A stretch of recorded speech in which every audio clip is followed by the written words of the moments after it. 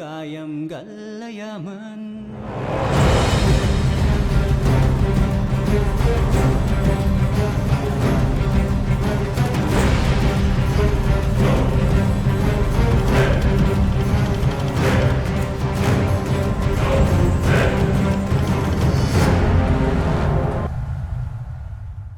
Good evening and welcome to Manila. It's 8 o'clock local time and we are on our final game of the group stage. Although that's not strictly true because there is one more game to go in Group D, and right now you should be tuned into Dota 2 as well as this channel because there is an absolutely mega game, and that's all I'm going to say, a mega game going on between Maneskin and MVP right now. You don't want to miss it, it's an epic. But also stay with us because we're also going to bring you the last game of Group C. We've also refreshed our panel members and rejoining us. Gods for the first time of the day, welcome. Black's also back with us, and Nahaz is staying with us, of course. Gods, we haven't had you on the panel yet, so just a quick chance to, get your views on exactly what's been going on. What have you enjoyed so far? All the games. They've just been some insane games. Dendy's Tinker game that went 90 minutes yesterday. Yep. Today we've had some just insane comebacks. The game going on right now is nuts. I mean, it really is crazy. It's been a tournament of upsets. There's been nothing has gone according to plan. Yeah, no, and nothing's really gone according to plan in this group either. We've got Fnatic versus Alliance. I suppose in one way you'd probably say that would be the last game of the group, bearing in mind that we thought Liquid would win the group and maybe Vici wouldn't quite step up. And there it is, confirmed in Group C. The final game of this bracket will be Fnatic versus Alliance. The winner goes to the upper bracket in the main event. The loser to the lower bracket of Doom. Best of ones, where secret and complexity and empire and wings are all waiting. Didn't sound so scary when you said secret are waiting, but when you said the other team, I don't know. I'm just thinking, wings, best of one, lower bracket, go home or win. I just wouldn't want to be the team that ends up playing them. Let's focus on the game at hand. It is Fnatic versus Alliance. It's the game I think as we watched the group unfold, Black, we probably thought would be the last game. And very interesting because if you look at the way they've played, both had good games against Liquid, ended up losing 2-1. Both have beaten Vici 2-0 fairly comfortably, but with some blips here and there. It's hard to separate these two then, isn't it? I mean, going into the series, the only thing we can really talk about is that in the past, Alliance did beat Fnatic 2-1.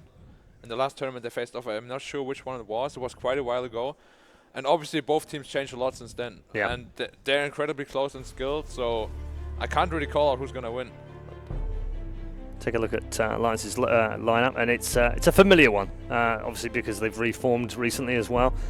Fans will be, no doubt, very buoyed by what they've seen so far, Alan, but have they got the right to be? Can they expect maybe they can put in a really big performance against Fnatic to get them through to this upper bracket? Well, I think we've talked a lot about Alliance in the last series and the fact that they're showing a lot of very encouraging signs of having adjusted their playstyle to the current patch and the current meta, but there are some obvious issues. That early game in particular, Fnatic is a team that is highly explosive, and if you fall behind in lanes like you did against VGR, Fnatic are going to execute, they're going to leverage that advantage. At the same time, we got to be worried about Fnatic because Mid One had a couple of brutal games earlier today, including a game on Ember Spirit where I believe he died 9 times in the first 25 minutes.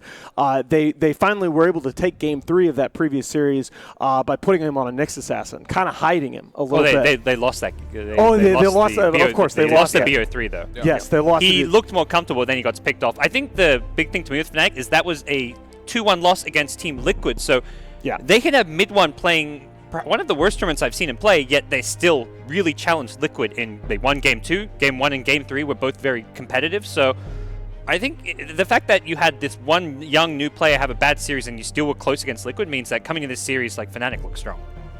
Okay, we are into the draft right now, so we'll bring that up for you momentarily. We've just had the ban so far and awaiting first pick. It's Fnatic with first pick, Alliance on the Radiant side. We haven't had a huge opportunity to talk about Fnatic too much.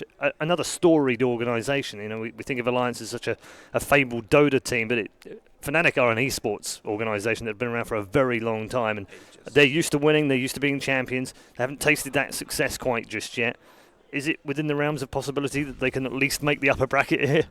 I mean, absolutely. I don't think you can look at their performance at Shanghai and not believe that this team can make some noise in this tournament. 2 weeks before Shanghai, I'm not going to mince words. I didn't think that what they were doing before Shanghai made any sense. I didn't think their drafts made sense. Half their bans were just wasted. And all of a sudden, they came into Shanghai. They had clearly done their homework. They had Kenshi back at manager. They had Extinct at analyst. And there were so many changes that team made, from their drafts to their vision game, their team fight execution. When they're playing at the top of their game, this is a team you don't want to face. Okay, draft underway. We've got a Bounty Hunter first pick, which we haven't seen an awful lot because they're usually banned in the first phase, and a Disruptor Centaur identical draft for Alliance that they used in their previous series. I'm a really big fan of Alliance when they give Loda a really active hero like Centaur, Slaughter. Like, 5 seconds. does he play more active heroes than that? He does, but In particular, those two, he makes a lot of stuff happen that he usually does not make happen when he plays like those hard carries. But look, here's my issue, right? If you look back at the issues that they had when they ran this draft in a previous game, they started very slow. And there were a lot of mid-game engagements where they didn't execute very well. All of a sudden, you have a bounty hunter on the other side. You're giving up those same mid-game kills. You're falling way behind. That's what I'm worried about the most too. If you give Fnatic Bounty Hunter, they usually exploit it very, very hard, and they will make 2 of your lanes lose. Like, they will punish you. And the Life Stealer hurt them enough in that game, even though they won it, that they turned around and banned it first phase in game 2, and they're going to be facing a Life Stealer here again. This is a very strong open by Fnatic. Lifesteal still had a lot of kind of liabilities in that game because I mean, Stampede is one of the best spells to have against this hero. He goes in, he pops Wraith, you Stampede, everyone can get away from him. So Fnatic need to do well in the early to mid game. They're not going to scale well with this hero. It works both ways too, though, because Lifesteal is practically immune to Centaur too, because the Stomp animation is really long. You will almost always get the Rage off before it actually comes through, and then you can turn around to fight. Yeah, and it's a big thing too. It's a very tanky hero that doesn't generally build armor items, at least early. So you're giving a lot in terms of if the Lifestealer is hitting you with Feast active. And the one good thing you see, the Lifestealer, this hero's biggest weakness is often physical damage. And you're running load on Centaur, you're not going to be adding much physical damage into your draft. Possibly the Broodmother comes out again, but Fnatic, if they want, they still got a ban left. And even so, the Brood takes a lot of items before you become scary as a physical damage dealer. Right. I really love the Shadow Demon ban. It's really good against both Lifestealer and really good with Centaur, and we've seen it in the past that Alliance ran it, like just last series as well. Again, though, the first order question to me is still, it's the same template. We saw it was Riki instead of Bounty Hunter that they were facing, but they had an Invis hero that basically ruined 2 out of the 3 lanes. They fell behind, and all of a sudden, with the Bounty Hunter in place of the Riki, he's now giving gold to your whole team.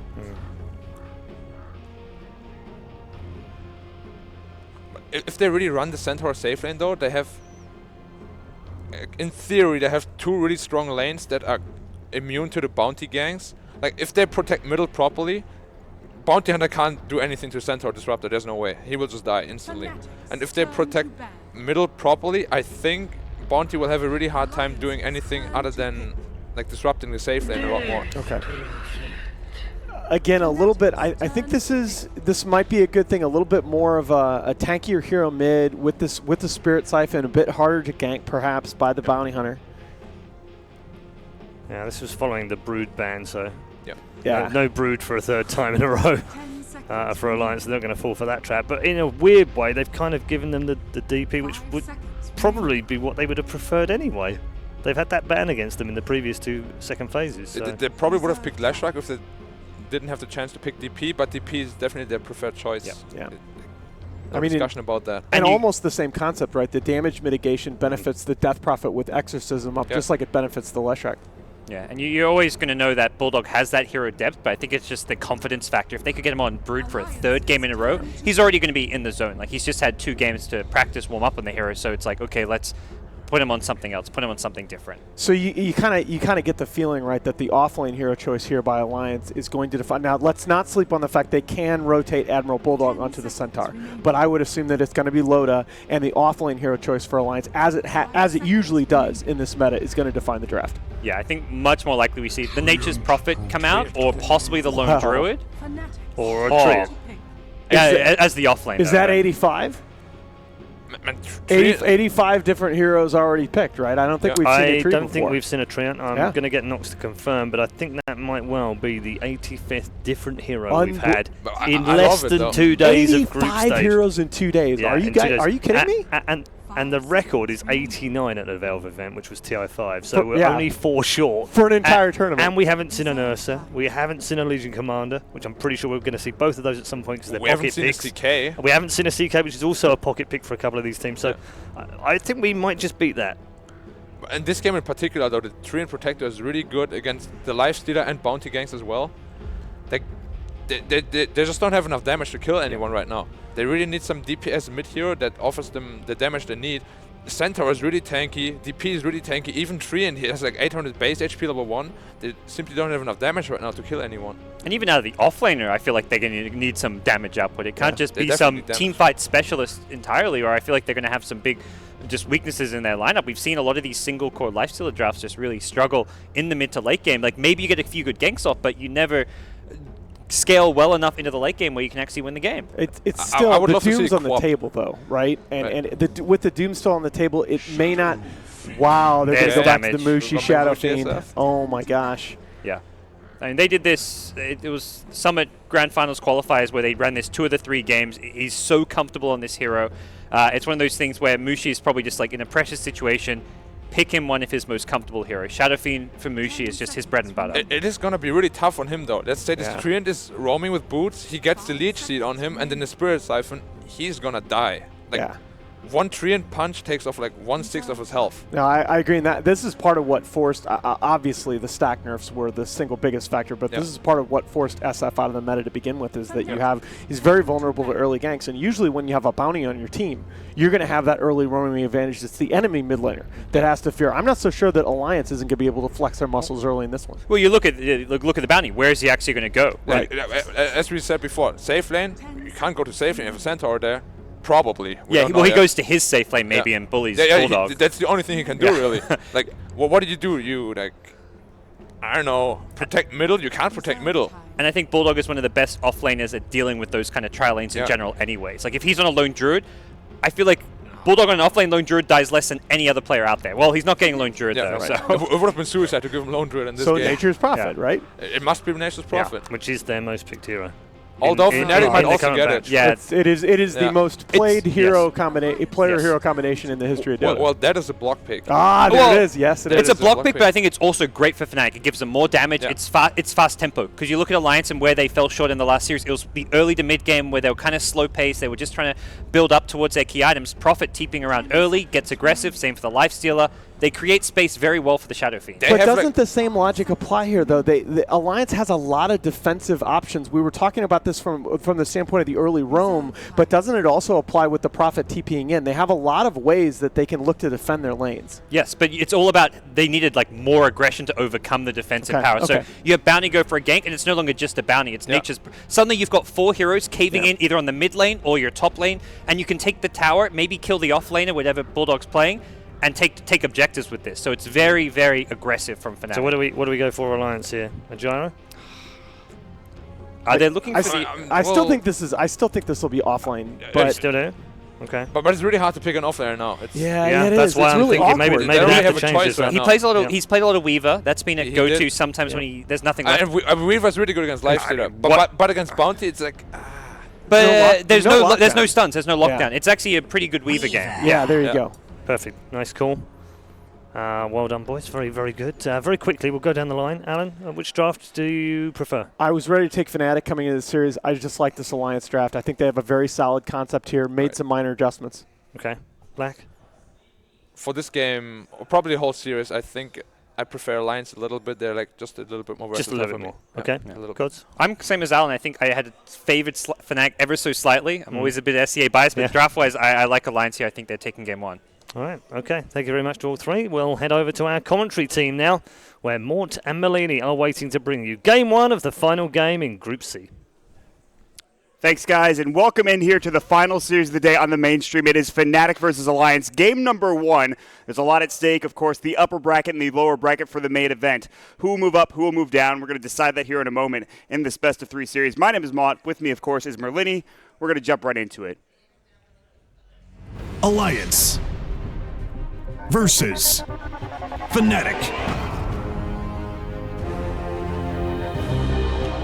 So, Ben, I think the last couple of picks were really interesting. I think we saw that the Treant was, I think, a bit unexpected. How do you feel about that pick coming out for Alliance? With Lifestealer being so popular, I think that Treant should probably rise in popularity. Great against the Rage and just great at dealing with that single target damage that Lifestealer has.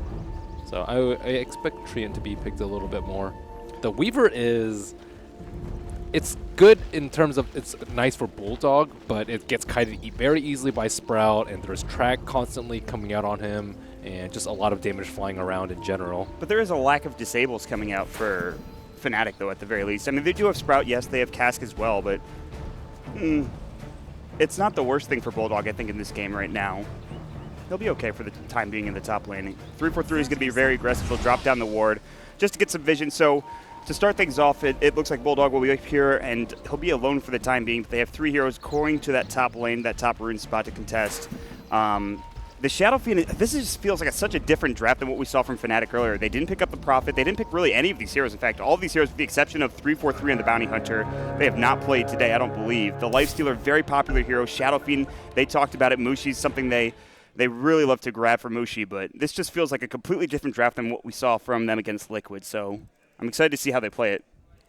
Yeah, I think they really wanted a BKB mid versus like Disruptor, DP, and Centaur. Centaur is an interesting pick by Alliance, and again, it will be versus the Lifestealer. If he can get that Ags up and running, he's going to be a monstrosity.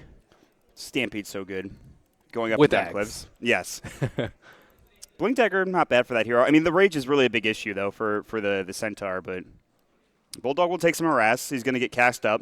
He'll Shikuchi away, though. He has 7 tangos and a salve, so he is ready for the harass. He has plenty of regen. He shouldn't go down in a dual lane like this, but we've seen crazier things. He's going to be able to Shikuchi away again, get back closer to the tower. He'll be fine. And then it's going to be right now 343 roaming around down bottom. They're going to put some pressure here. Loda's very tanky. He's Centaur War Runner. He'll get return at some point in time. He has a stout shield. He's a ring of protection. It shouldn't be a big issue for him to survive and do well in this lane. Dust is going to go 343. They've dropped the sentry down. The Glimpse comes back out as well. 343 actually taking a lot of damage here. No Thunderstrike. They've already used it. Really could use a stomp from Loda, but he's not there in time, and so they won't be able to get the job done to get that kill.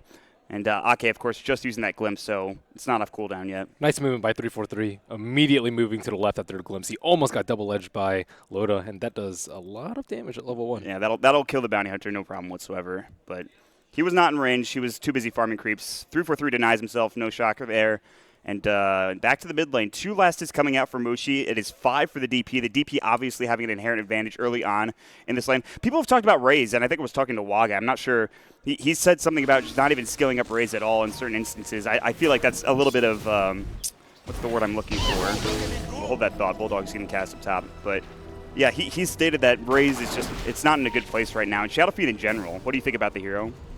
Well, the mana nerfs to Shadow Raze, as well as all the magic resistance coming out to the Sex, certainly hurt him, as well as Earth Spirit being very popular and just dual laning mid in general. But I think not skilling Raze would just be a mistake in most situations, just because it helps you farm so much quicker, and you need a transition from a heavy magic nuker early into a heavy right clicker, and it's just way too slow and way too one-dimensional if you just go for the right click build. Some situations maybe. Yeah, you just farm so much less quickly and efficiently without the Raze, even though they did change the mana, it make it much worse, I feel like. But they also don't have that much AoE damage. Yeah. With Requiem and Raze, it should compensate for their lack of team fight.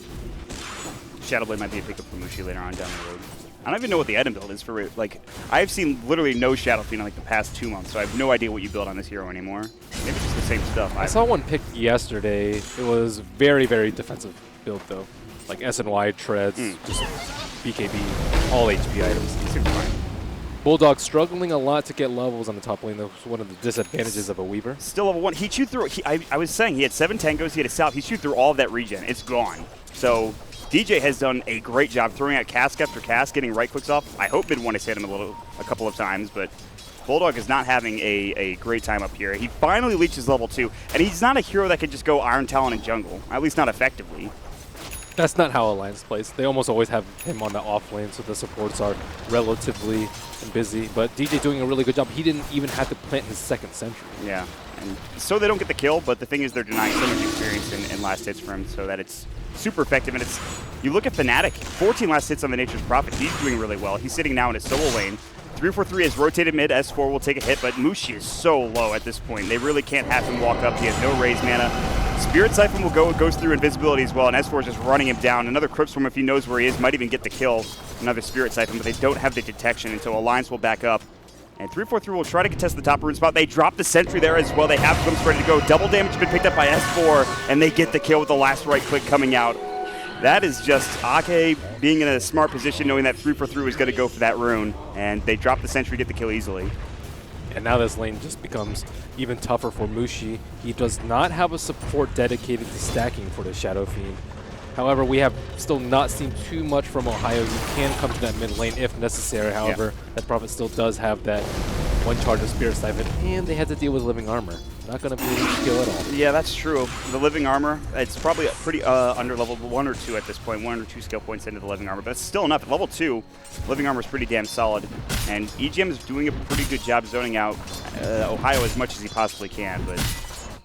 Ooh, nice. Ake did scout out Mushi placing that Observer Ward, and it is just barely out of range of that sentry. He'll get another one, though. He is poor now. He only has a salve and a Smoke of the Seed. No money for boots, no money for sentries or anything, so he'll have to wait a bit of time. Yeah, I mean, the start of this game right now is shaping up that Fnatic are doing okay in terms of levels in CS. They're shutting down Bulldog in the top lane, but likewise, S4 is doing very well mid.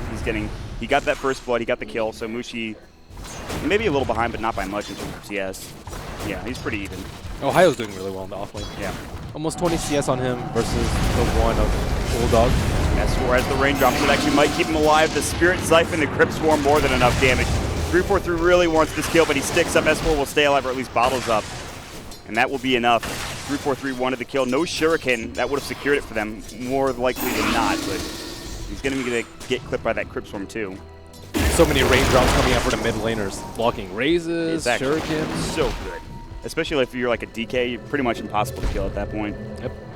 And value sentry placed by Aki, taking down that Observer and Sentry Ward. And SF having to fend for himself in the mid lane. Not feeling very comfortable at all. 20 CS. He's missed out on a kill or two. He's died. So it's not a great start for Mushi, but the good thing is that, and this is like a constant in all Lifestealer games, it's just so hard to deal with him and gank him.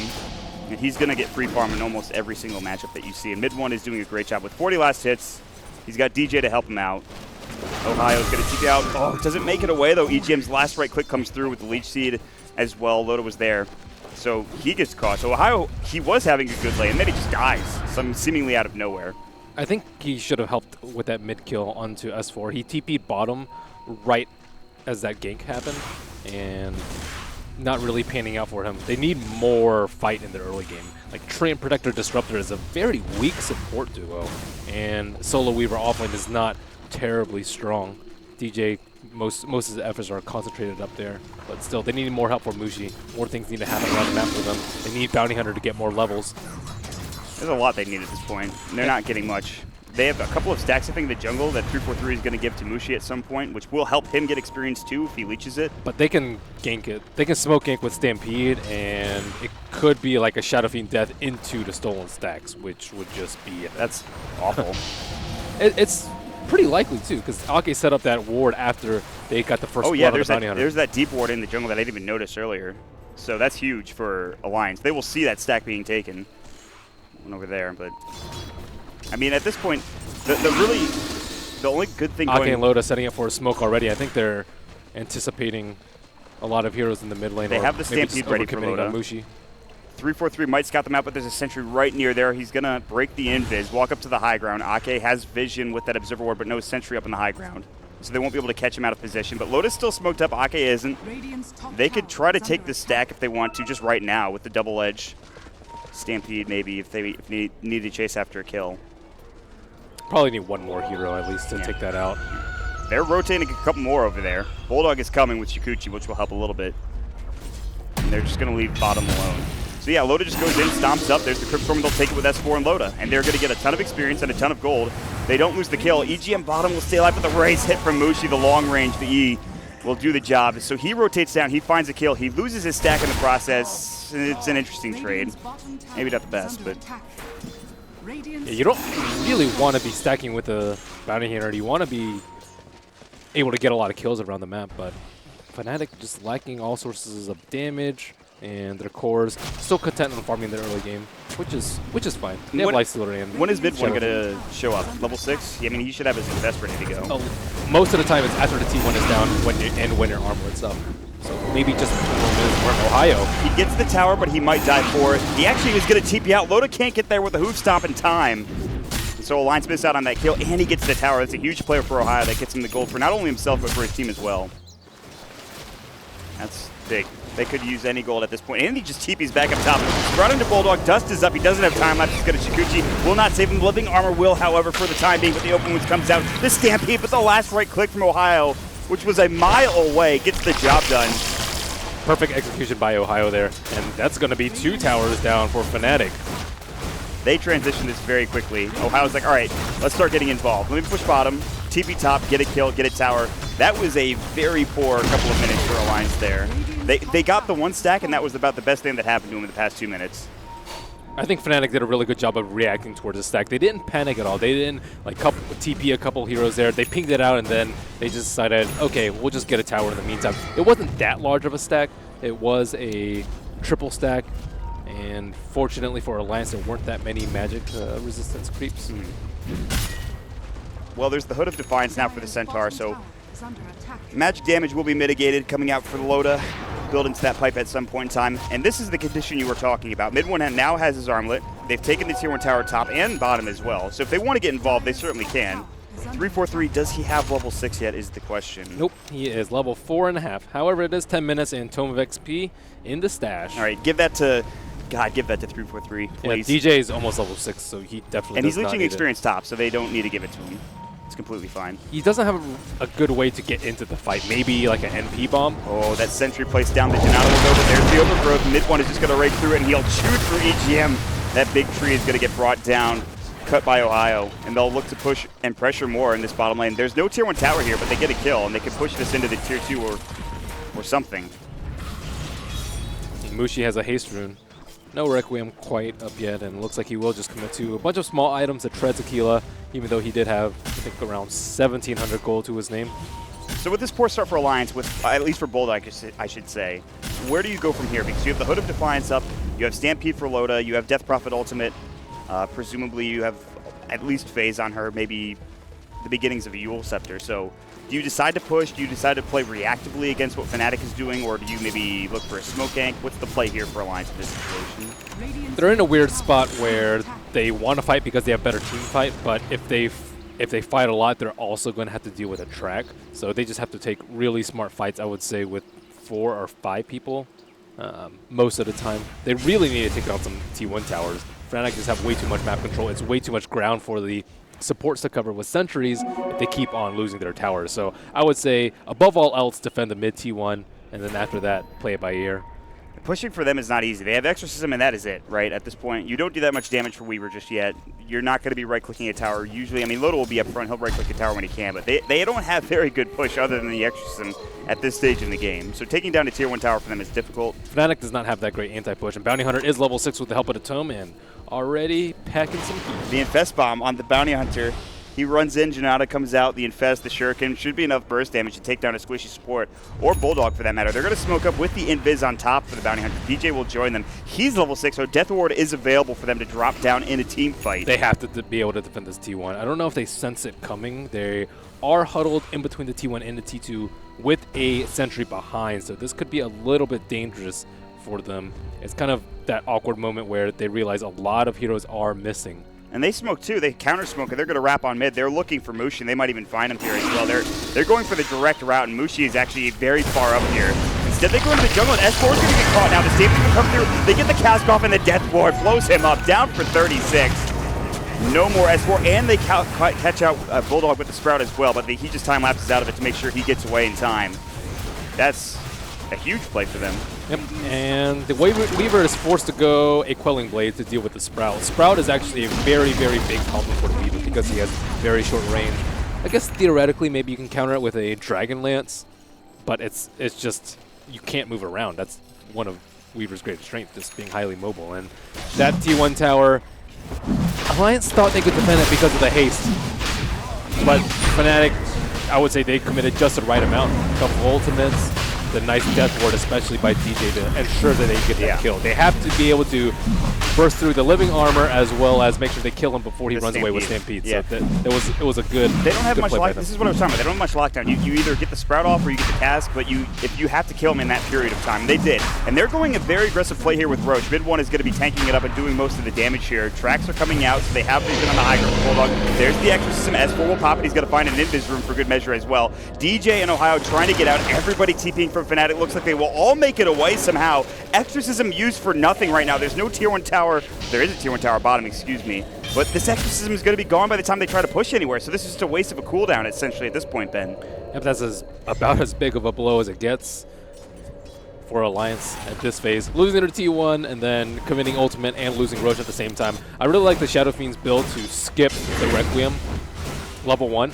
Imagine if he had Requiem level 1 instead of Presence of the Dark Lord, that Roche would not have been taken down as fast as it did. And Alliance kind of expected maybe it would take a little bit longer, but with the Blightstone as well as the level 1 Presence of the Dark Lord, that certainly helped in that pinpoint timing. Just enough armor reduction to get the job done quickly enough. And you saw it there, the Exorcism, it came out a moment too late. If they were there maybe half a second earlier, or if that Blightstone slash whatever wasn't there, they'd be in trouble. Track up on Loda, they're going to chase him down. Openwood, Shuriken will stop him in the track. They have the TB from Ohio, the Sprout comes through, he'll eat his way through. They have the living armor on as well. And he's got Nature's Guide, so they can't chase him down. So mid one will just transition immediately into the tier 2 tower. That's 2 big ultimates down. Yeah, I mean, still no Exorcism either. So this tier 2, even though it gets looked up, it should still fall here. Fnatic should be able to find this. There's plenty of tracks coming out, so they have vision on EGM and Aki as well. And this is a tier 2 for Fnatic. It shouldn't be any issues whatsoever. The glyph's already gone.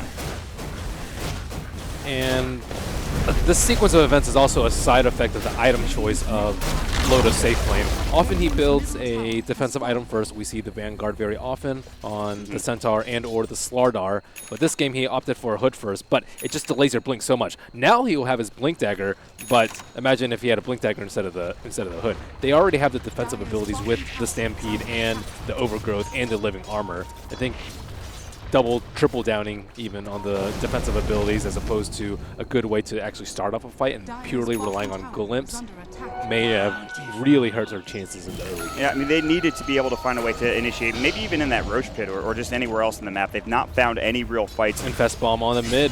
They're going to go run into EGM. He's tracked up, so the Nature's guys won't help him. That's a great static from mid one in trouble. The Death One will come out. He sticks up. He'll stay alive for the time being. Armlet toggle. It's not there. EGM low, but he'll be able to walk away even with the track on top of him. Bulldog and S4 nearby. They get the Crypt from off. Mid one goes for the Rage. They use the Exorcism. S4 gets tracked up. There's the open wound's going to work. Pop up the Stampede coming in. Loda looks for the stomp, and now Bushi pops up the ultimate. The Requiem. They'll bring down one still. It's a 1-for-1 trade. Mid one has been lost by Fnatic. Ohio's trying to go to work. There's a hasted up, I think, Death Prophet running around. No, S4 is going to get caught with the Sprout and brought down with the Nature's Wrath coming through as well. It's a 2-for-2 exchange. Remember, these are track kills for Fnatic, and Alliance have S4 down for 38 seconds. And again, Exorcism only used to get 2 kills in that engagement. Still very strong team fight for them. Pretty much 3 lives taken down when you count Lifestealer's Aegis. Centaur showing off his fresh, shiny new blink. Great static storm by Disruptor. Yeah. I mean, that fight doesn't exist without that static storm. Their Infest Bombs are just really awkward, though, right? It's just a bounty hunter kind of running at you. I'm going to get you. He has his Janata proc, and that's it, and then they infest out. But imagine if they have a Sentry Ward, and they drop a Static Storm right on top of the Bounty Hunter as he's infested. They could just lose 2 heroes. I don't think you can pop Rage as you come out of the come out into the Static Storm. No, so they have to be very careful about that. I think it may be better to perhaps get a blink on the Shadow Fiend before BKB. Yeah. I don't know. He really needs BKB, though. Or get a blink on the Nature's Prophet so he can go in that way. Or Shadowblade. I like Shadowblade. Are you okay with the Eul's pickup, though, is my question. I think it's really good versus the Centaur. It's also just really good at... it's good for the Silence, too, if he gets caught in a Static Storm. Yeah, it's a good setup if they can burst down the Death Prophet. He needs BKB at some point. Yeah, he will have to get that. Maybe his next item, we'll wait and see if he goes for maybe more S and Y offensive and defensive oriented kind of item. They do lock a lot of control in fights, really only the paralyzing cast offering stuns. Stampede coming out defensively, the Nature's Prophet from CPN. Ohio gets silenced up. Nicely done by S4 to drop that right on top of Ohio. But the Sprout comes out, blocks his path to the high ground. Deathworm will come through the infest out. He'll Eul's himself, and actually with the Spirit Siphon doing a lot of damage to DJ, and he heals all the way back up from the Spirit Siphon. Mid-1 having to work for this kill with Ohio. They'll finally bring him down. Nobody from Alliance was in the vicinity to save S4. That's about as good as it can get in that situation to kill DJ. Spirit Siphon, pretty good ability. Yeah, and imagine if he has his team backing him up with a Static Storm on top or Living Armor. And the Exorcism heal on top of that. He's already very, very tanky. Yeah. I think the Yule's build also kind of counters like a physical mitigation build. Let's imagine that Death Prophet gets a Ghost Scepter. Then she's invulnerable to Lifestealer for a decent amount of time in the team fight, and then Shadow Fiend can just burst her down with a Blink Requiem. So I think it's nice to mix up your damage, and Shadow Fiend going with Caster build. Yeah, you can get a lot of minus armor synergized on the Bulldog. A lot of trouble. Oh, that's a Requiem. Boom. See you later, Bulldog. Dead for 36 seconds. He just blows him up, and that's the tried and true combo that you used to see all the time when Shadow Fiend was picked so very often. You mentioned not that much lockdown for versus Weaver. There it is. They don't have any stuns or silences, but when you have this much damage. You don't need to stun or silence him when you just come, Yules him, and then Requiem him to death. Yeah, he's going to have his BKB at a decent clipping too, and Alliance looking to maybe take on a 3v2 fight perhaps in the mid lane. Weaver cannot get there quickly. No, he cannot. They're going to go in. The Blink Stomp's going to come out. Mushi's a little far forward. He does have his Yule Scepter. Might have to use it. He needs some help. He needs defense. He'll stay alive for the time being, but the Crypt will bring him down. The secondary Requiem does some nice damage to S4, but mid-1 is going to back up. But here comes the glimpse. He's got Rage. He'll have to use it, so mid-1 gets out of any sort of trouble there, but S4 will continue to push forward. They will finally get this last tier, or second to last tier 1 tower here in the mid lane as the Glyph comes out. That was a nice timing of a game. Fnatic certainly felt comfortable with Weaver down. Yule's Exorcism DJ, he's been caught out of position. He's going to get Spirit Siphon down as well. They even have them dallying up for Bulldog. They're going to kill him with the Shikuchi in the last right click. They even get the Exorcism off 3-4-3, just getting blown up. They turn 3. Alliance coming out of nowhere. They get 1 tower. They might even get 2 here as Fnatic lose one after another with Mushi going down first, followed by DJ and 3-4-3. Got to be careful about the chain feed, Fnatic. That's, I mean, even the split push from Ohio is not going to do much, unfortunately. They just lose 2 towers, 3 heroes. That is a lot of gold going the way of Alliance. That's huge for them. Yeah, Lifestealer is slightly falling behind in terms of net worth. He is actually number 5. Yeah. He had his armlet Lightstone at, what, maybe 9 minutes? Somewhere around there. He's since then picked up a Mithril Hammer, that's it. He will have his Dezo. Oh, it's coming. Oh, I only thought he had the 1 Death. I was like, where's all this gold? But no, it's on the career. It's flying out to him right now. And Centaur is getting out of control. He had a relatively slow Blink Dagger, but now he almost has, what is he going, Octarine? Is he going with that Vit Booster? I can't imagine anything else. Maybe. He might be getting casual Vit Booster into Aghanims. Crimson Guard into Aghanims, maybe. One of those Vit two. Booster and Eggs. Yeah. I don't think you get Octarine here. No, I don't think that's the play for the maybe once you have the Eggs, it's okay. But at this point, I think it's just casual. Although raw HP versus Lifestealer. Look at the track off on the Bulldog. They're just going to come right back in. Mushi has a Lifestealer inside of him, so he's ready to go. He has that Blink Dagger, by the way. He is going to purchase the Ogre Club, so he will get the BKB after he has the Blink Dagger. Yep. He still has to be careful to get of getting like overgrowth while he casts his ultimate. It's not a free Requiem like it normally is. And they have a Treant inside Roche. They know that it immediately spawned. That's right around 8 minutes. And Fnatic will be blessed by the RNG. Yeah, they have the Deso now. They have presence with the Dark Lord leveled up as well. So this should fall very quickly, especially with Ohio coming in here doing some damage with his right click. And there's no way Alliance get here in time. They're like all at the base ready to kind of smoke up and run there, but there's just absolutely no way they can get there in time. There's no vision for them other than in the mid lane to show where Fnatic are. So they smoke up from Alliance, but Fnatic get the age. They pick it up on a mid 1, and that's it. They'll farm down bottom as well. They'll stay together as a team.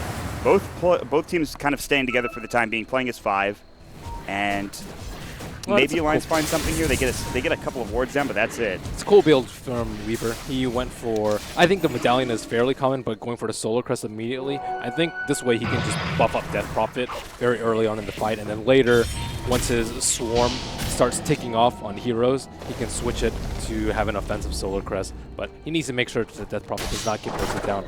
She is very high priority. That is the biggest thing. So you'd have to imagine for a Death Prophet, BKB or whatever might be a priority. Just another defensive item for her to stay alive. I'm not sure what she's building next. She has the Bit Booster, or excuse me, Point Oh, Booster. if she needs it this game. Because they have... They're going on the Ake bottom, but they actually decide not to go for it. They don't go any further than where that tier 2 tower was. They have route to stop a Requiem if she gets Yule's Requiem. And they also have a route to stop a Lifestealer bomb.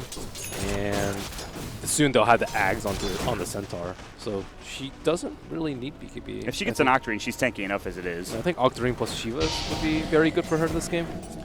You see the new build of Veil this board. Ohio's going to get caught with said Veil. He'll pop his BKB and try to TP out. He should be able to make it in time to help. The Overgrowth comes perfectly. The Sprout will come through. The Spirit Siphon does the job, and the right clicks from S4. Gets a dominating spree. That's 519 gold going the way of S4. Gets him to 2,000 gold, which will finish up his Soul Booster. That is a big pickup. And they have the recently acquired gem on EGM, making sure that Bounty Hunter doesn't pose any threat. I feel like in every game I've seen of Alliance, with the exception of the first series, they've been behind and they just come back in an interesting fashion. A lot of that had to do with, I think, with the Broodmother in the first game, but the second game they definitely came back from a deficit from the Ember Spirit from VGR. I don't know. They're playing well in the second half of this game so far. And Fnatic are, like you said, the Lifestealer is falling behind. His farm has been kind of stagnant. He's got that Desolator and that's it. But Mushi will find Ake this time. Stampede will not save him as it's the Yules into Requiem combo that gets the job done for him. He's going to have problems getting kited in fights. So we have Centaur, Ags, that's... I don't think he can kill anyone during that. And then after his rage is down, he has to deal with a lot of spells from Death Prophet. Multiple Spirit Siphons, the Yule Scepter. He can't face tank the Exorcism because he doesn't have any, or he doesn't have that much armor right now. Just a little bit from the armlet. And then you talk about the Root. And then you have like the Weaver Shikuchi. And then he has to deal with the evasion from Solar Crest. So I think Fnatic are in a pretty decent position because their other two cores are getting a fair amount of farm. Nature's Prophet. Yeah, Ohio's going to transition Shadowfiend. very effectively, I think. He's going to keep split pushing with the Maelstrom. I don't know what he's going to get as his next item. He already has BKB, Maelstrom, and a drum, but... I think Mjolnir would be pretty good for him. Dump it on the Lifestealer. It helps a lot when you're getting kited. They cannot kill Bulldog. They do have Mushi coming in, though. He's probably going to have to use his time lapse. He actually already used it in that last second or so. He's going to get Yulesed up, though, and they won't be able to chase any further. The rest of Alliance are ready to fight. They were about to back him up, though, with the exception of Loda, who's still bottom in that Centaur farming and pushing the Tier 1 tower. But they do keep Bulldog alive. Very important. Make sure he gets back up into a good position as that offlane Weaver. But they might lose this tower in the process, though. Here we go. Ohio pushing with mid one. The Glyph will come out for the time being, but it looks like they might just give this away for Alliance anyway. Yep. And on top of all those tools that they may have had to deal with, there might be a potential Force Staff into a Hurricane Pike on a Weaver. He already has a Dragon Lance, and we see a Force Staff on Disruptor. So they need more tools to lock heroes down. Sprout's not going to be enough. Yule's Burst Down only kills one hero, and it might be interrupted due to Overgrowth. Maybe an Ags coming out on Witch Doctor. That would be really nice. Yeah, for him, he's but far away from yeah, that he's very for sure. poor. And Bounty Hunter has no damage. Sometimes you might want, you know, a Veil if you have a lot of magic damage, Dagon. Even Solar Crest would be good for him. After he gets Guardian Greaves, I wouldn't be surprised to see a Dagon coming out from him. I'm not sure if he wants to go Veil, either of which I think are fine. Most of them get Blink. You could also go Utility. Yeah, that's the thing. Blink or Force Blink Staff. is probably the most common item, I think, once you have these items ready to go. They're kind of searching for kills, but they might just walk into a gem and get crushed. So 3-4-3, gotta be wary. Very careful as they progress forward. They're trying to choke out Alliance right now, keep them hemmed inside the base, and they have the tools to do that, obviously, with a Nature's Prophet. So they're keeping them pretty close to home at this point. Shadowfiend has bought a Aghanim Scepter, or is about to buy an Aghanim Scepter. I just want to throw that out there. So that's awesome. I don't think I've seen an Ags in a pro game before. There's a first time for everything, Ben. It's pretty good. It's surprisingly good. It doesn't sound that great. Like, oh, because I'm so used to every Ag Scepter upgrade being like, no, that's not that good. Some of the newer ones are really good, but remember, Walrus Kick was just not the best Ags upgrade for a long time. It's been buffed now. It's pretty good. So yep. I'm getting out of the habit of being like Aghanim Scepter on this hero is just terrible, but no. Oh, Smoke out from Alliance. They scan DJ too. and Mushi. Yeah, but they see mid one as well, so they should know that the entire team is here. 343 is going to walk in. There's going to be the opening with the lead sheet. Stomp is up as well. He's not going to be able to get the mech off, but it's time to back immediately for Fnatic. They do not want to fight into this. DJ will TP out first. S4 has the ult, gets it off just in time. The silence will come through, not even needed. The cask is going to get bounced, but Loda will actually blink in the tree line, stop his path of retreat, and bring him down with a double edge. So Alliance turn 2, and they'll push into the Tier 1 tower that has been alive for too damn long for them. They're smart about how they approach the fights. Go in with Nature's Guys, they have a gem. Fnatic, very unlikely that they're going to see them because the Treant would see any sentry wards placed down. And unfortunately for Fnatic, Bounty Hunter was not the only sacrifice that fight. However, they are really quick to retaliate. Ohio and Mushi already beating on the T3 in the mid lane. Oh man, they need to get back, and they need to get back quickly. Luckily, there's not that much damage done to the tower. They only hit it. They actually only hit the creeps, really. I don't think they did any damage themselves, but the Treants are doing some nice work. Mushi hits it once, then backs like, all right, that's enough. Let me get out of here. It's at half HP. That's a lot. Yeah, well, it wasn't a lot when they were backing, though. That was the thing. The Treants were doing some serious work. There is living armor, though. That is something you have to keep in mind. There's a Treant, so anytime that a tower is going to get taken down like that, if it's not taken down in full, there's a good chance it's going to be brought back to full health sometime in the near future. So let's see how lucky Fnatic get with this next respawn. They're doing a decent job of dragging Alliance around the map and clearing up enough space for them to take out Roshan, but unfortunately they aren't able to make too many maneuvers without the Aegis, not feeling comfortable fighting into Alliance's team fight without 6, maybe 7 lives. Have we seen a full 5-on-5 team fight yet? No, and Fnatic should do their best to avoid that. Yeah. Unless they have an Aegis. Especially with Octarine Core now up for the Death Prophet too. Yeah, Not to mention Stampede. scary. Yeah, this S4 Death Prophet, not shockingly, is very frightening as we hit 30 minutes into the game. Sure, Mushi's farmed. Sure, he has an Aghanim Scepter. And yes, we have, for those of the layman's, for those of you that don't know what Aghanim Scepter is, then can you promptly explain it for them? So usually it just goes outwards and it slows and reduces everyone's damage, but now it returns inwards as it reaches the outmost of its trajectory, and you heal. Yep. So based that's on the damage dealt. And for all the damage dealt. you said it was good. Hold that Bulldog thought. almost He's gonna, gets bombed. and there's the Requiem. It shows off, but mid one is actually taking a Static Storm. S4 going to work. Spirit Siphon comes out. Cryptstorm brings him down. Mushi has TP back in. They've killed Aki. They're looking for S4. Exorcism will go. Ohio pops the BKB, the Spirit Siphon. They should be able to bring S4 down. The Drags up the Death Ward. They're blowing everything for this kill, and they will get it done. BKBs have to be used for Fnatic, but they bring him down, and he's dead for 65 seconds, and Exorcism again is wasted. That is exactly what they wanted, even if they lost the Lifestealer in the process. And EGM, he's been scouted out. The track will come through. He's going to use Nova Crow to try to get away. He's going to get the mech off in time, but still should not be able to get out of this alive as the Maelstrom and Mjolnir procs come out from Ohio, do the job. They even dust up, and they will find themselves a gem on top of the kill on S4.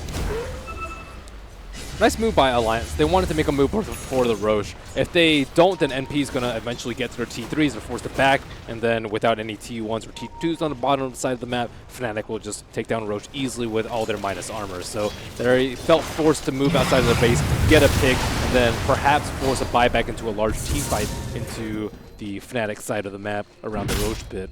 Unfortunately for them, Fnatic were really quick at responding to that kill, and they almost lost Weaver before that whole engagement. Yeah, that's happened. what I was talking about. You didn't see it on stream, I don't think, but he Yules, I think, ultied him. The Requiem came out, and so you saw that new Requiem, but it didn't bring him down. So then Mushi TP back up to that top lane. That was like instant. He'd used the Requiem, realized he wasn't going to get the kill. Okay, TP top, we need to kill Death Prophet as quickly as possible. And they did. So good work from them. And Roche is back up now too, with no Exorcism for a good while. Although it was an Octarine Exorcism, so it's actually not that long of a cooldown anymore. And this Roche respawn was around 8 minutes, 45 seconds. They are getting the quickest Roche respawns. They're lucking out quite a bit. They're feeling it. So Centaur has a heart. That is a lot of return damage. DJ is shadowing S4 very heavily. He had an Invis rune. He was walking right next to him. And there it is. Aegis is going to be picked up. They will purchase another gem for Alliance. EGM doing the job there, so he's going to spend a lot of money on those gems, but he does have the mech at the very least. Lifestealer is going for Manta style. It's a cool build. Against the Silence? Yeah, I saw this yesterday in one of the series. Good versus Silence. It's also really good versus the Root in particular. Yep. Because you have to use Rage again, and you can't not do that. Because if you get Silence, you might just die. Yep. And then if you Manta off the Silence, you just get rooted. So he has 2 defensive, well, 1 defensive ability, 1 defensive item coming out with the Manta style. Mushi has the Blink infest out, maybe a Yules into a Requiem if they want to set it up. And this is the prime time for them. With the Aegis in tow, they're looking for potential pickoff. That pickoff into no buyback into a tier 3 tower, maybe even to a set of racks. If they can kill S4 and he doesn't have a buyback, that would be the most crucial kill for them. But Alliance have smoked up, and they will find Mushi. Blink Stomp comes out. They can infest out. The Veil's going to come through at this point, and here comes mid one. There's the surprise. Requiem won't go. They get the overgrowth off. Double Yules at the same time. Ohio's TP'd in. Requiem is going to get canceled. He's not close enough in S4. Now he's going to get blown up by, yes, see you later. Down for 68. Mid one will go to work. They get off the static store before Aki goes down, but it's only a moment too late. And Loda, he will be able to get out. They're going to chase after Bulldog. They've got the track up. Does he have time lapse? He's already used it. DJ, he's got cast. They're going to go for the raises. The Death Ward will come out. The Living Armor. He might stay alive for the time being. He diffused off the track, but it's not enough. And mid one's still going to work. Loda, the last to be alive. The return damage will come through, but Loda will fall. They did bring down the Aegis of the Lifestealer, but it's 4 dead with no buybacks on Alliance. And EGM, the only survivor. Fnatic are about to take not only the set of racks, but game number 1, Ben. Wow, I don't think they expected mid one to be inside of Mushi, and he had kind of 2 lives there, 3 lives even on the Shadow Fiend. Yeah. One with the BKB and another one with the Requiem heal with the Ags. Alliance were pretty farmed at that point too. You see a lot of items on the Centaur that Hart recently picked up. Weaver just picked up his Refusal Blade, so he's hitting pretty hard. But they're feeling good about themselves, and then all of a sudden, they just jump out. Mid one jumps out of Mushi. They cannot keep the Death Prophet alive. That's the biggest problem. And you would think that Loda being the tanky frontliner, but I mean, once he's kind of there, they kite him out of the fight, they isolate. He doesn't do any damage if he's not focused. That's one of the problems with the Centaur carry. Slardar can hit really hard, and he can lock down people with Bash and multiple stuns. Centaur, his Swift Stomp is very underwhelming, very long cooldown, 13 seconds there, and his right click is not very hard. The turn does a lot of damage, but you have to focus. Yeah, they are not hitting him. They will glimpse back Mushi, but he pops the BKB, so he will not get caught by it. They'll walk away together as a team looking to TP out. They have got more than what they've needed so far in this game. All right, they lose DJ. I don't think they really give a damn at this point. Fnatic are far and away ahead in this game. Especially when he does not have the gem on him. Mid one Rage TP. Stampede, can they find anyone? 343. He has the gem, by the way. He might get out still, though. Oh, I think he's fine, actually. EGM is looking to cut him off, though. Oh my god, Mushi has a Refresher Orb. Okay. I think he has the mana to actually use all his spells, too. Yep. Yeah, he's good. Only 200 mana for Requiem. Maybe not like a double Yules with a few raises in between. Ohio, I don't know about that play. That was very dangerous. He went for the Bloodthorn on Bulldog. He got it diffused off, and now he's going to die. There's going to be the Requiem coming out. It doesn't really do that much damage. Returns it. Bulldog runs into it, and now he's going to time-lapse out and avoid all of that damage. He refreshes, so he has another Requiem. They should have seen it. They had a bug on him. So they know that there is a Refresher Orb on Mushi. A little bit of a lapse in judgment for Ohio, I think. Down for 60 seconds to just go for that Bloodthorn, and there was a lot of Alliance there. Might not have seen that diffusal because that last large-scale engagement was quite crazy. That was awkward. Still, Fnatic are in prime real estate here. 2 full sets of racks down. Pretty much all of the huts that are in the mid and bottom lane gone. And then there's a tier 3 tower that they've also taken in the top lane. So there is, if Alliance lose 1 or 2 more heroes, there is a very good chance Fnatic just push in, get megas, and just end the game. Pretty much if they lose S4, it's over. Yep.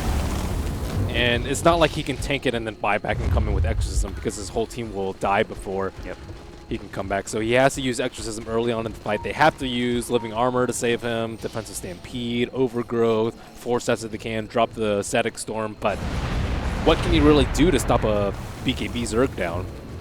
That's the problem. The smoke will break. I'm not sure if they scouted out S4 with 343. In the vicinity is the life, so their mid one will be able to get out, though it seems like they do know something is up. Yep, and there's the scan from Fnatic, too, so that also helps things. 343 had already circled that area on the minimap. Yeah, they knew. They had an understanding. They just need to fight together. If they fight together, they should win the team fight with their net worth advantage and their 4 racks advantage. Yeah. Even if they don't win the team fight, as long as the creeps are pushing in, they're pretty happy. Which was why Alliance decided to smoke and run outside the base. You want to fight outside the base so that you lose the team fight, you win the team fight, you have room to work with. And an unusual build coming out from Admiral Bulldog, the Skull Basher. Oh, that is interesting. Ranged bash chance 10%, so you're not getting it for that. You're getting it for the Abyssal later and maybe whatever stats he wants to. It's decent damage in lockdown, but they have... I don't know how much uptime he's going to have in these team fights. No. He's very short range even with the Dragonlance, so he can't really tank the Requiem. He doesn't have a BKB yet. You saw him, like, he got hit by the initial Requiem, ran into the return Requiem. Yeah, that's like, 3 or 4 seconds of the fight that he can't do any damage. Yeah. He gets zoned out pretty effectively by that. Not to mention if he's, like, Yules'd up or chased down by the Life Stealer or sprouted up as well, which, of course, you talked about being a big issue. The Requiem reduces damage by a lot. 50% damage reduction. Yep. And Weaver does not have that much green damage. A lot of agility, though, but he's going to be doing, like, 85 damage. Maybe if he has Medallion on, so on, and some minus on from the bugs, he can do some damage. I mean, they're just looking for... Alliance need to find a pick, I think. They need to They've been trying. They've been trying really hard. That smoke really did not yield anything. They really wanted to pick there, and they just couldn't find anything, which is unfortunate. But and now they kind of just have to play back in the base because the creep wave's pushed in. There's a Nature's Prophet. He's got a Mjolnir, so he just constantly pushes out the waves like crazy. But at this moment, Fnatic could smoke from any of the 3 lanes, and Alliance would almost certainly be caught off guard. And if they don't leave the base, then Fnatic can just take the cheese and push normally without a smoke. DJ was getting caught by a silence, forces himself out to safety, and so everybody from Alliance is now up towards that top lane. They're like, okay, listen, we need to keep this top wave pushed out, make sure that something happens. We have at least that going for us. We might just wait for another Roche, I think, for Fnatic before we see them try to end the game here. And the problem is, it really comes down to a big stomp like Static Storm Exorcism. They just don't. You don't have that big team fight like you see from like a Darkseer maybe, or it's kind of similar, but it's not the same, I think. Just not that much damage coming out from the Centaur, who is the most farmed hero on Alliance.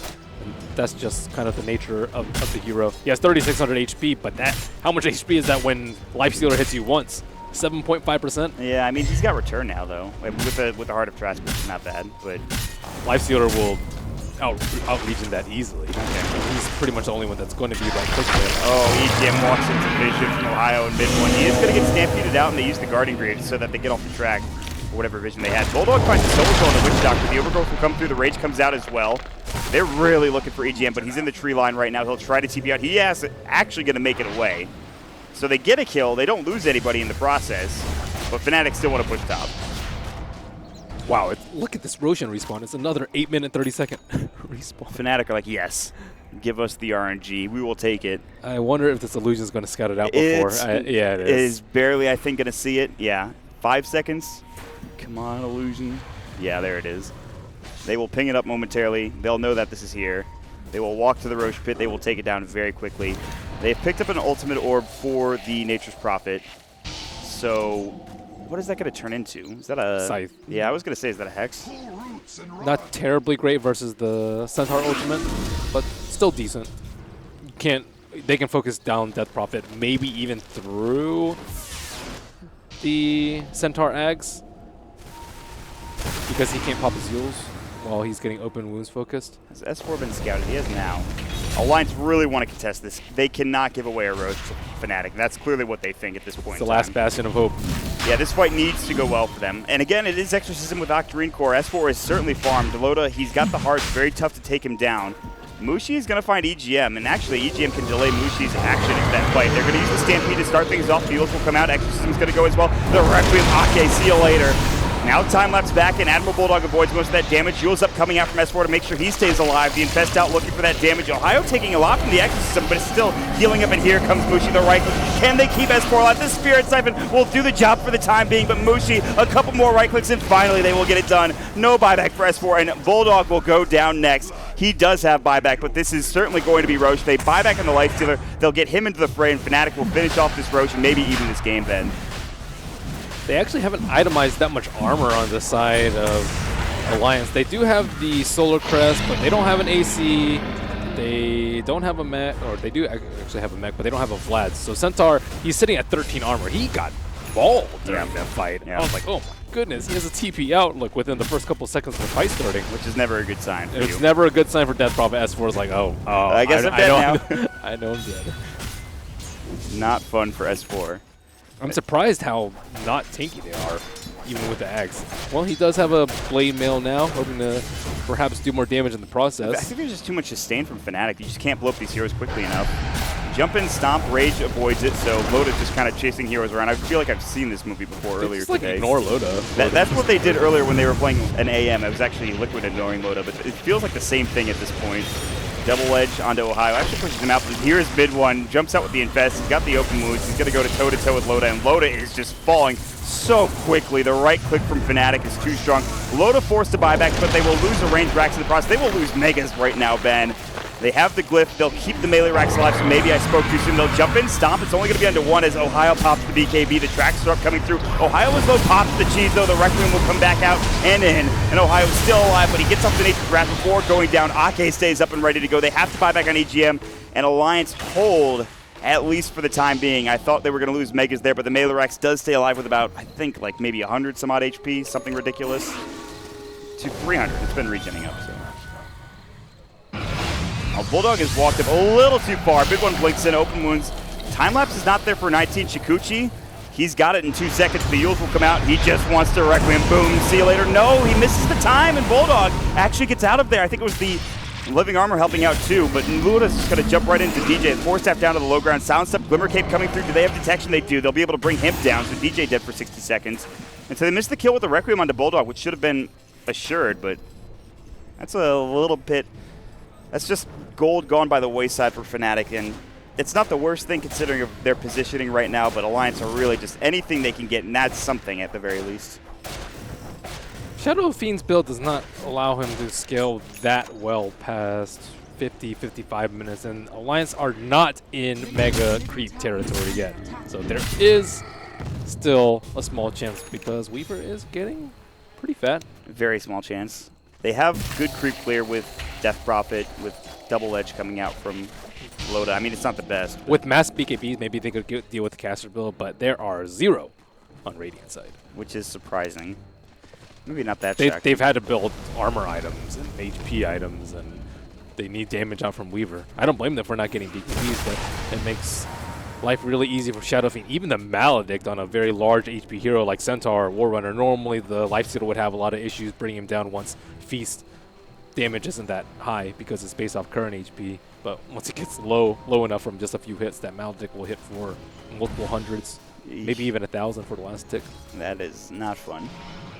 Maybe he needs an armlet at this point too on Centaur, so he can do more damage. I've seen Ice Ice Ice go a semi-trolly, like armlet heart build, but he was doing insane amounts of right click, and that would alleviate a lot of his armor issues. I think I would like that over to Hood build. I'm not sold on Centaur right now, I think, in this game. You talked about Slaughter. I think it might have been banned out. I'm not sure.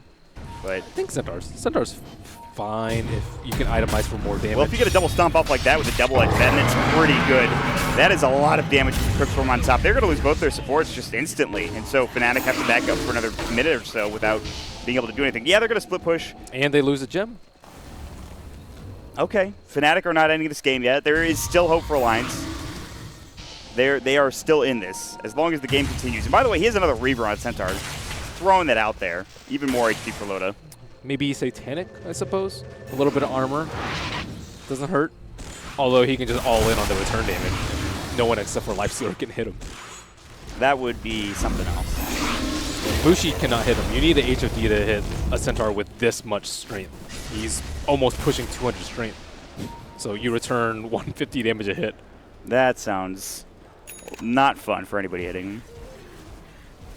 But he probably will get a... I think Mushi's going to get to that point where he's just super farmed. He's going to be saving a lot of money if this game goes any later. But it's not a right-click build.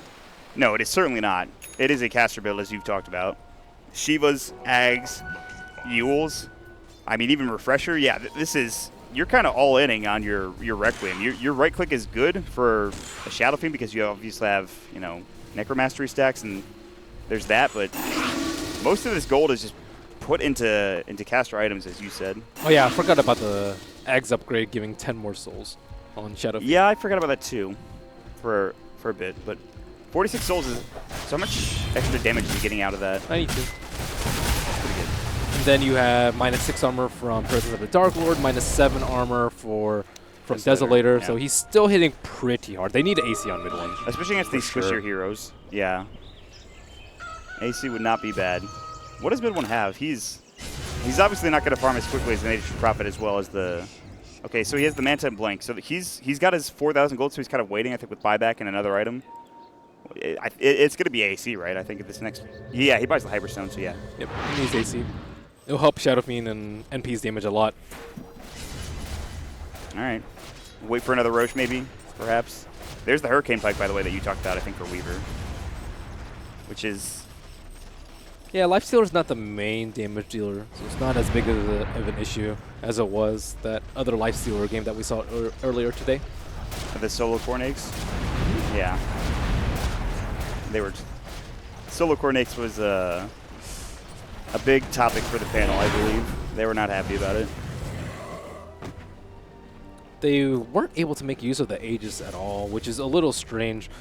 I didn't really particularly fancy how Fnatic used that Aegis. You want your Lifestealer out in front farming the dangerous areas, and then your supports farming the really safe areas, and it was kind of vice versa, where Lifestealer was farming very safely into his own jungle, and then you have the two supports farming the more dangerous areas because they have nowhere else to farm. Yeah, that I think put them even... they could have pressed up and maybe gotten an advantage, maybe taken that melee racks and gotten Megas, but they lost DJ and they lost 3-4-3 so damn quickly that they kind of just had to back up and play a little bit more defensively, and that's why they got caught, like you said. So, all right, what's the Roche timer looking like, Ben? What are we looking at here? We're going to figure it out pretty soon. Yep. It's going to be another 8.5-minute Roche respawn. Maybe even less with the way Fnatic's It's like an 8-minute respawn. I'm just like, all right, I'm done. That's enough of that. Fnatic need another chicken so they can ferry out the Mushi items. The refresher. Technically, you can just BOT back and then refresh and then BOT back, but that's 6+ seconds. You don't have to do that in a team fight. Nope, you do not. It's all about uptime. Just want to swap. It's all about refresh. efficiency. Got to get that fast. TP in Ohio, he's going to find Loda. He actually blinks on top of Ohio. Can people come out? BKB goes again for Ohio. I feel like I've seen this before. He's getting low, not dead yet. Requiem comes through. Back in. They will lose Ohio instantly, but a death ward chewing through Loda. The right clicks. They will bring him down. Dead for 105 seconds with no buyback. But Mushi's going to get brought low. The Spirit Siphon Exorcism on top of the Static Storm. He's dead for 97 seconds. They've lost their two big cores. That is a mega kill spree going for Ake. They would have liked that to be on any other hero, but I'm sure they'll take it one way or the other. 3-4-3 now being chased down, but they won't go any further. DJ will sit in the tree line. That is a gigantic turnaround coming up for Alliance. Even losing Loda, they don't care. But here comes mid one. He wants Ake. He's going to find it. They buy back on both heroes. They're going to bots in on top of mid one. Ohio's already into the fray. S4 was not expecting this. Gets silenced up. Sprouted as well. They don't have Stampede. Requiem gets forced through the tree line, though. Will they chase him down? They get the Yules up. Requiem back in. Bulldog has to time-lapse it. S4 getting chewed up. Mid one going toe-to-toe. The Spirit Siphon continuing to keep S4 alive. And he's just trying as hard as he can to stay up and ready and fighting fit. A Yules will go as defensive this time. Stomp avoided. Mid one pops the Manta at the perfect time. 3-4-3 going toe-to-toe with EGM. Can't get the job done, but here comes Ohio. The right click. The Mjolnir proc is coming through. S4 is still alive and just gone out of this fight, but Loda will have to die back. Dead for 108. S4 just desperately trying to cover the retreat of everyone else on Alliance. And mid one says, I don't think so. Ohio TP's in again, even further forward. The Mjolnir procs are coming like crazy. They will take down 4. They will buy back on 2 with Bulldog as well as S4. Meanwhile, the base barely being defended as S4 comes back and TP's in after the buyback. What a fight, Fnatic. They say, screw it, we're going all in. We don't even care that you killed us. We're just going to TP in on top of you and kill you. It was looking pretty dicey for Fnatic. They were flirting with fate at that point, but luckily for them, mid one was able to stay alive and no exorcism to deal damage, and they did a really good job of hiding the Weaver. He does not have that Quelling Blade anymore, so he sat inside a Sprout for full duration. He's contemplating what he's going to do next. He's like, what do I do with my life right now? Go bootless, maybe. I mean, that's not a bad idea. You don't really need boots that much on a Weaver. Maybe in this type of game, but mid one blinks in. He really wants the racks, but he has to rage for the Static Storm coming out. The Exorcism as well, the Shiva's Guard. Mid one might actually be in trouble. He's going to have to turn and look to fight this with his open wounds, but he's actually going to fall here. It should be him going down with Bulldog getting the last right click. He's dead for 102. He does have buyback, but that was kind of crazy.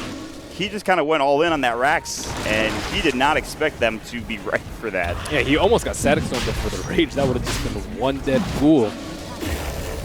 Well, now it's back to the drawing board for Fnatic, and they say, okay, I guess we just take Roche now. The boring play.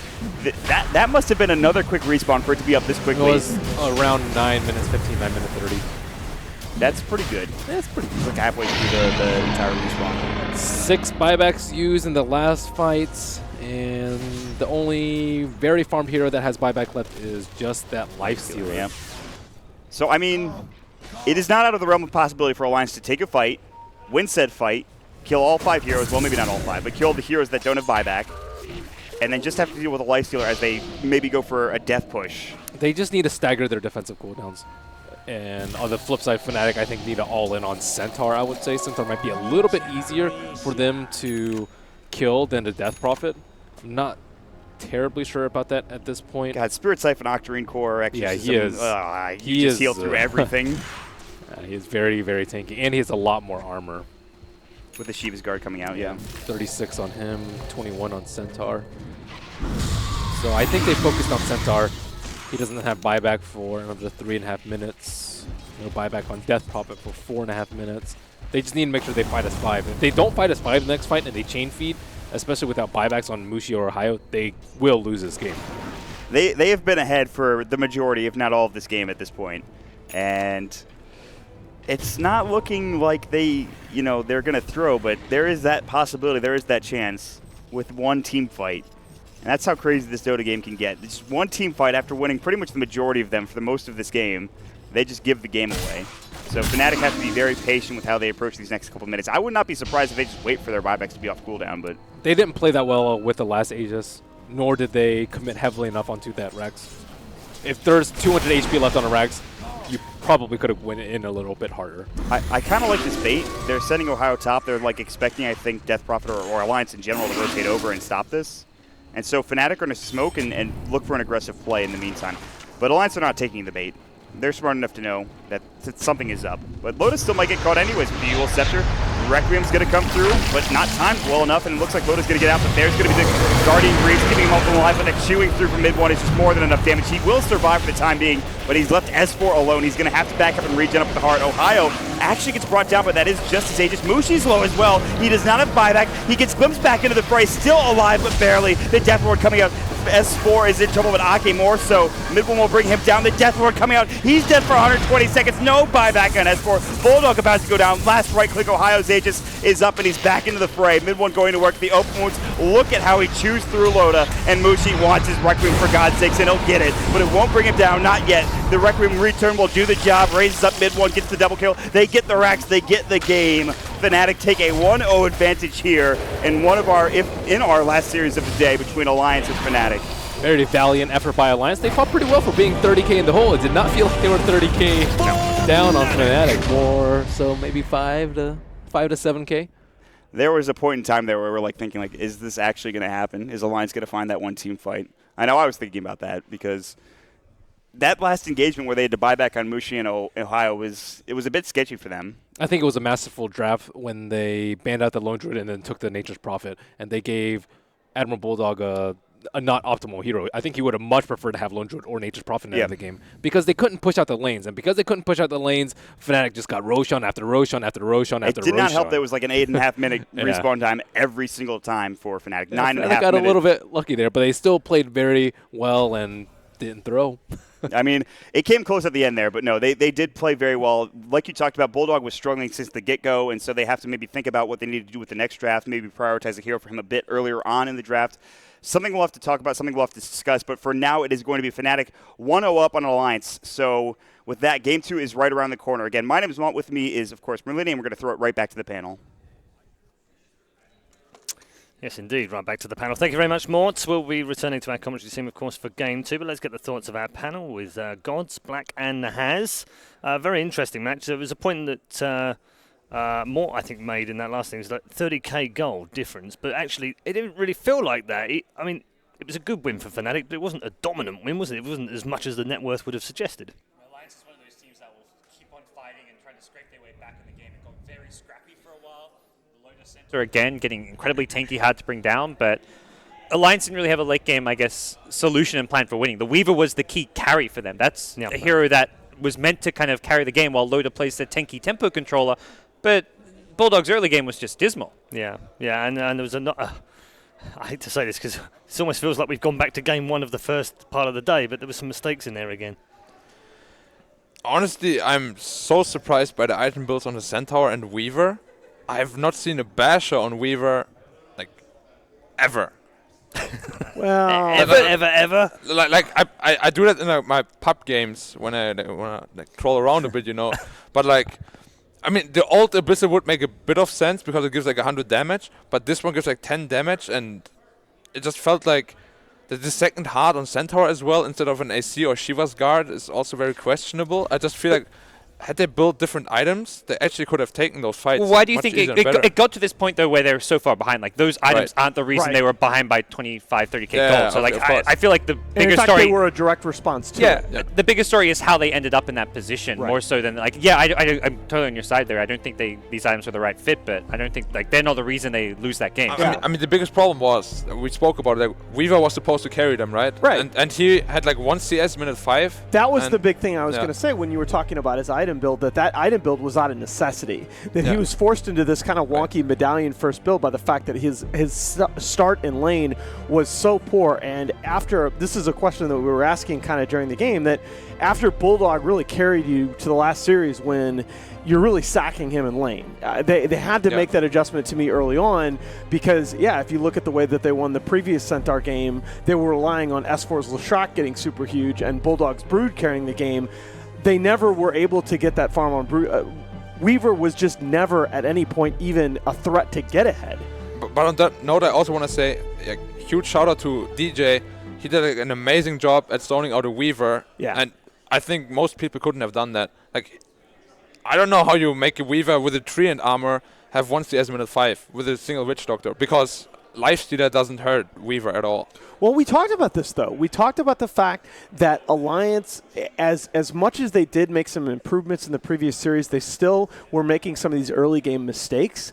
And Fnatic had a lineup that was very effective at punishing those. We actually noticed it, I believe it was minute 12, Bounty Hunter used that Tome of Knowledge right before they set up a gank on the mid lane. Right. So they got a huge amount of gold out of track kills in the mid game, and that really gave Fnatic the edge that we didn't see in the previous series. Okay, let's take a look at some of the highlights of the game as we take you through the game, and also talk about the MVP for this particular game as well. I don't know if there was anyone that stood out in particular for you, perhaps, on Fnatic Gods? I mean, DJ has mentioned the early game, but I was perhaps more impressed by Ohio. I think I have been. It's hard because I'm biased towards the whole day, where Ohio has been the Fnatic MVP player today. But again, this game he was so stable on the Nature's Prophet. He goes more conservative with his item build, but he was the one always showing up with the Bounty Hunter to secure those early track kills. And Ohio just hasn't had a bad game all tournament long. Okay, fair enough. As we go through the highlights, Black. I mean, I can't disagree with that. He was always there when he was needed. He made it happen pretty much everywhere. The only thing I didn't agree with necessarily is that he didn't go for an early Orchid. That would have forced a lot of different item builds and probably worse item build choices from the Weaver. There's worse No, item but builds in the that's Bastion. the thing. The Orchid has so much value when the Weaver is doing well. They had already completely shut down the Weaver. The Orchid would have been overkill. But how does he ever come back, though? Because he was farming lanes alone while the other 4 were trying to do something. How does Weaver ever come back if he's afraid of solo dying to a Nature's Prophet? It's like the other argument. It's true, but that's kind of the thing is that we were questioning that and going back and forth. But as the game progressed, Weaver was never really that big a threat to get back in it. And this to me this is an absolutely huge fight around the Roche pit, and it really to me was how we were asking ourselves as this engagement happened, like how does Alliance win this game? Yeah. And as much as Mushi struggled in the laning stage, he got ganked a few times. I mean, I feel like you can't talk about this game without talking about his Shadow Fiend. Performance-wise, was the big playmaker. He was the one making the flashy plays, but also the big and the needed plays. Like he was killing heroes from full HP using that Yule's combo. The Ags build really worked out well. The Ags Refresher is something we've seen a lot out of the SEA players from playing Shadow Fiend, but it's something maybe a bit newer for the Western teams to deal with. His Requiems were always spot on. I think he missed it like once out of 10 times. It's really tough to time, especially against a hero like Weaver. If you mistime it even by like 0.1 seconds, he will just run away. Like he hit it perfectly 9 out of 10 times, and it was really good. One of the big things that's occurring to me as I'm watching these fights that we talked about with Vici Gaming Reborn, that Alliance was definitely the superior team fight decision-making team in our previous series. What you're seeing here from Fnatic, I mean, on the one hand, you got to give credit for fighting to Alliance for fighting like this, 30K net worth down, as our casters were saying. On the other, Fnatic never really made the big mistake. They were very methodical in their approaches to these fights. They were isolating targets. They were taking out the Death Prophet, then the Centaur. It was just, with the exception of this fight where they went on the Centaur a little bit early and it looked like they could get seriously hurt. I think that they played these team fights very, very well. Yeah, it's one of the few fights where Alliance looked really good initially, then the buybacks come into play, but the Centaur Blade Mail on the front lines was just like a complete monster, but Double Heart didn't really give him much scaling potential. I mean, I'm still questioning the decision to even focus the Centaur at all. He has 2 hearts and a Blade Mail, no DPS. Like, you have 1 Hoof Stomp, and then you do nothing for 13 seconds. Yeah. Like, I was really surprised they actually went for him. But no, I mean, you could see, I don't know whether it quite made it into that clip, but how it was cut. But toward the end of that fight, Lodo had all his stuff on cooldown and walked up and started hitting Ohio's Nature's Prophet. Nature's Prophet, not exactly a tanky hero. Yeah. He's just like, oh, okay. What are you doing again? End of game, I think, is the answer to that one. 1-0 to Fnatic, and MVP confirmed as Ohio. I think that's a fair reflection of his performance in that particular game with the 13 kills on him. As we look forward to the second game, what do you feel Alliance need to change up? Because we've seen this kind of Centaur crazy stuff for a couple of games now. They'll not want to go down that same road again, but by the same token, Fnatic can't be too slipshod with their drive. They can't let things like the Brood go through or anything crazy go through because they know that Alliance can play it now. I think what they really need to focus on is, like, Bulldog has really been carrying them hard today. I think they need to secure his comfort here really early on and make sure he has a good game. That so far that worked out perfectly for them, and I don't think they should go away from it. I was going to say the same thing. Even if it means, like, maybe not in the first stage, but the second stage, both Lone Druid and Nature's Prophet were still available, yet they saved his pick till 5th. Yeah, I think in their mind they're thinking there was both those heroes left. Right. There's only one ban, so they're going to get at least one, but Fnatic had first pick, so they banned one, took the other. So it's kind of like Ben said, kind of a genius move from Fnatic going into that last pick. Yeah, it was a great block pick, wasn't it, in pick 5. Do you think that maybe it switches around this time around and maybe they can play a bit more like that and they can leave Admiral Bulldogs in there till a bit later? Or do you feel like absolutely they have to secure him something early on?